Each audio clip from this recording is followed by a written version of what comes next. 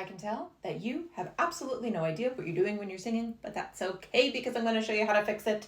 Welcome back to How to Not Suck at Singing Part 47. We are going to be covering the Ballad of Jane Doe from Ride the Cyclone, and this is going to be a slightly different video in nature because what I really want to talk about with this song is range. Vocal range, and how to know if right now is a good time for you to be singing something like this versus maybe needing to sing something that's a little bit lower in your range. How to know that. For a song like this, there are some very difficult, very virtuosic elements in it towards the end that I'm sure a lot of y'all, if you've listened to this song, you're familiar with. There's this little part that sounds like this. Now, that is not a thing that you just want to try, and you certainly don't want to go into it just raw dogging it, okay? So instead of attempting this melody just cold turkey, what you're going to do first is you're going to approach the melody using a semi-occluded vocal tract exercise. The one that I like to use the most and that I have all of my singers start with when they are first getting warmed up is what we call a lip trill.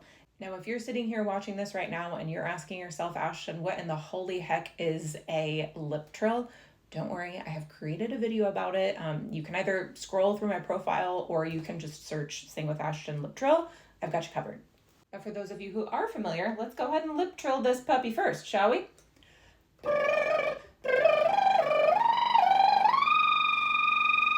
Depending on who you are, you may have felt something very interesting happen when you just did that lip trill. In my case, I have access to the note. Some people don't have access when they do the lip trill, and it's going to sound more like this. We're starting to kind of not get the sounds out as we're going through the lip trill. One, that's completely okay. Doesn't mean anything bad has happened to your voice.